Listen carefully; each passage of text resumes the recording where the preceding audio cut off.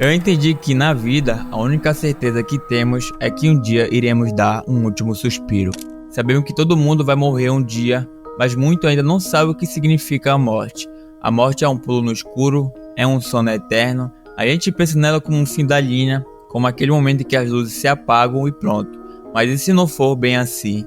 As religiões e tradições espirituais têm suas próprias versões sobre o que rola depois do último suspiro. No entanto, várias crenças concordam com uma coisa, que a consciência continua depois da morte.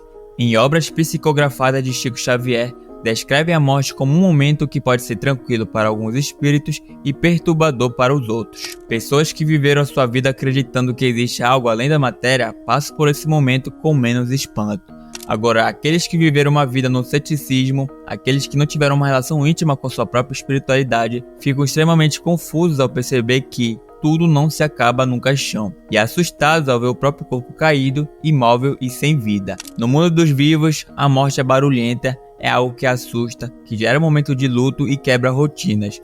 Familiares correm de longe para se reunir com o restante da família em um velório. Já no mundo espiritual, a chegada de um recém-desencarnado é vista como um processo natural e silencioso.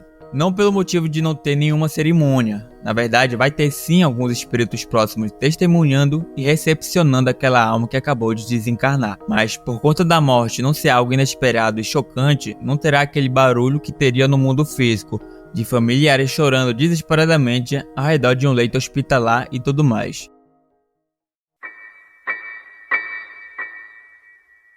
O desprendimento entre a alma e o corpo físico ocorre de forma gradual e não repentina.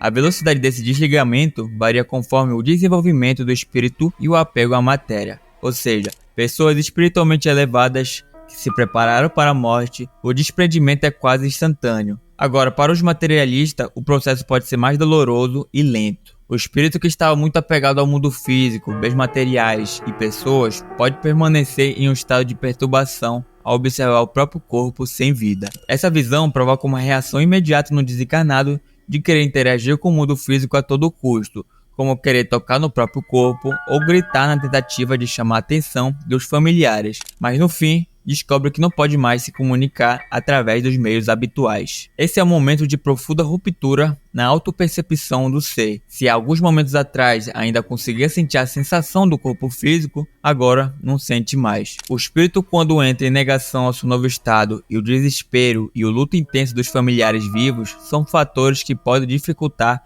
a adaptação do desencarnado ao novo plano dimensional. A aparência do espírito após a morte não permanece fixa como aconteceu com o corpo físico durante a vida terrena. A forma espiritual é moldada pelo estado mental e emocional. Espíritos elevados mantêm uma aparência serena, com silhuetas harmoniosas e luminosidade intensa. Por outro lado, espírito que carrega sentimentos pesados como ódio, culpa, remorso ou apego excessivo podem assumir formas distorcidas que expressam suas angústias internas. Esses espíritos podem parecer com aspecto envelhecido, deformado ou sombrio. Depende muito da intensidade dos sentimentos negativos que esses espíritos cultivam. Por conta dessa característica no mundo espiritual, isso elimina qualquer possibilidade de disfarce ou enganação entre as almas, diferentemente do mundo físico, onde alguém pode esconder suas verdadeiras intenções por trás de expressões alegres e palavras mentirosas. Depois da separação do espírito com o corpo físico, revela uma realidade que sempre existiu, mas que permanecia invisível aos olhos físicos. É nesse momento que o espírito percebe que não está sozinho. De acordo com Chico Xavier, alguns espíritos irão se aproximar do recém-desencarnado. Para aqueles que viveram em conformidade com as leis divinas, geralmente tem transições mais tranquilas, onde uma equipe espiritual, entre ele parentes queridos que partiram antes, amigos de infância e mentores espirituais, se aproximam para receber e conduzir o recém-desencarnado para uma cidade espiritual. O propósito desses espíritos é auxiliar o desligamento completo dessa alma com o corpo físico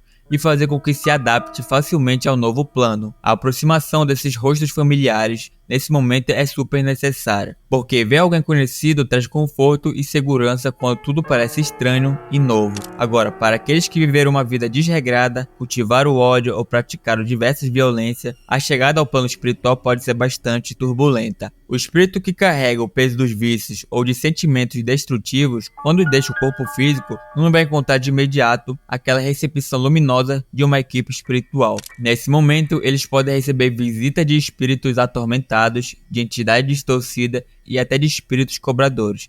Espíritos cobradores são aqueles que vieram acertar pendências morais porque tiveram suas vidas afetadas negativamente pelas ações do recém-desencarnado e que por diversas razões se manteve ligado a ele por laços de ressentimento, ódio ou de vingança. Essas coisas acontecem não por conta de uma tal punição que muitos acreditam, mas sim por conta de uma questão de sintonia vibratória. O espírito naturalmente se dirige ou é atraído para regiões espirituais que refletem seu estado interior. Almas que carregam energias densas no momento da morte muitas vezes despertam em ambientes sombrios, desorganizados ou caóticos, conhecidos como umbral, uma zona de baixa vibração onde permanecem espíritos em desequilíbrio, carregados de culpa e de sentimentos vingativos. Isso não são castigos divinos, mas consequências naturais do padrão mental e emocional que a pessoa criou. Muitos desses espíritos permanecem temporariamente confusos, sem nem perceber que já não possuem mais um corpo físico. Ou seja, existe espírito acreditando que ainda estão vivos. Os viciados em álcool, por exemplo, podem continuar sentindo a necessidade de beber. Dependentes químicos continuam experimentando fortes desejos pelas drogas. Pessoas violentas seguem com impulsos agressivos. Essas sensações fisiológicas persistem porque estão impressas profundamente num corpo energético, mesmo depois da morte. Por conta dessas necessidades fisiológicas que esses espíritos acreditam que têm, muitos decidem continuar vagando no mundo físico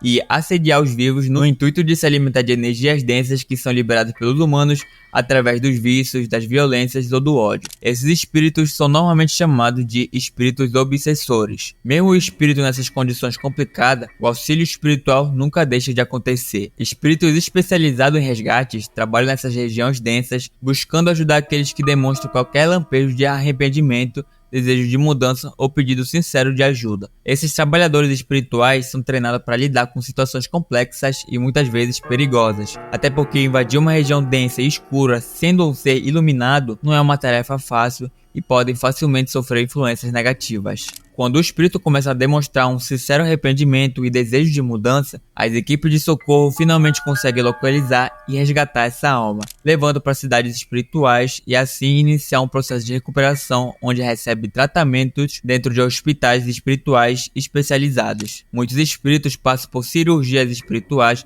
para reparar danos ao corpo espiritual que foram causados por mortes violentas ou por hábitos autodestrutivos. Mas, para se ter a cura completa, o espírito geralmente vai precisar enfrentar uma ou mais reencarnações. Depois de passar por um período de recuperação e aprendizado no mundo espiritual, os espíritos começam a sentir um impulso natural para uma nova experiência na Terra e corrigir os erros do passado. O preparo para reencarnar geralmente começa com uma avaliação sincera da última reencarnação e das existências anteriores. O espírito, auxiliado por mentores mais experientes, examina seus erros e acertos, identifica padrões de comportamento que precisam ser transformados e reconhece lições que ainda não foram completamente aprendidas. Nessas salas especiais de planejamento reencarnatório, são apresentadas as possibilidades para uma nova vida, como quem serão os pais, o ambiente familiar, as condições socioeconômicas, os potenciais desafios da saúde e os principais encontros com espíritos durante a reencarnação. Espíritos esses com quem teve pendências a resolver quanto aqueles que fazem parte do seu grupo de afinidade no mundo espiritual. Ou seja, até mesmo as pessoas que fazem ou fizeram parte da sua vida têm um propósito maior,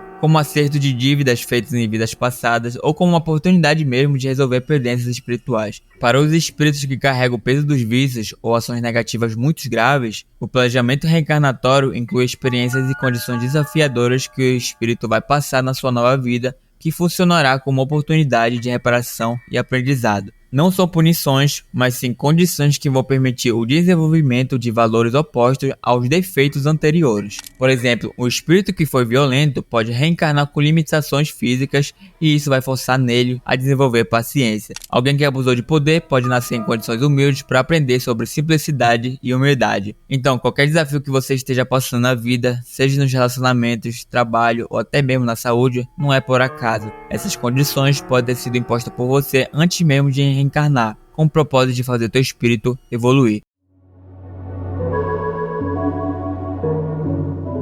É importante entender que ninguém fica eternamente abandonado, não importa o quão grave tenham sido os seus erros em vidas passadas. Mesmo os espíritos mais comprometidos com o mal também vão encontrar oportunidade de evolução, ainda que esse processo possa levar séculos para acontecer e exigir grande esforço pessoal. O sofrimento que o espírito experimenta não foi imposto por Deus como castigo, mas representa um processo natural de reajuste semelhante à dor física que sinaliza um problema no corpo. Essa dor espiritual tem função educativa e transformadora, levando gradualmente o espírito a compreender a necessidade que precisa fazer uma mudança. Bom, é isso. Chegamos no fim de mais um vídeo, e se você chegou até aqui e se interessou ainda mais no tema, no card acima é outro vídeo que eu falo sobre a bizarra experiência de sair do próprio corpo, onde eu também trago esse contexto espiritual. Recomendo que assista depois de sair daqui.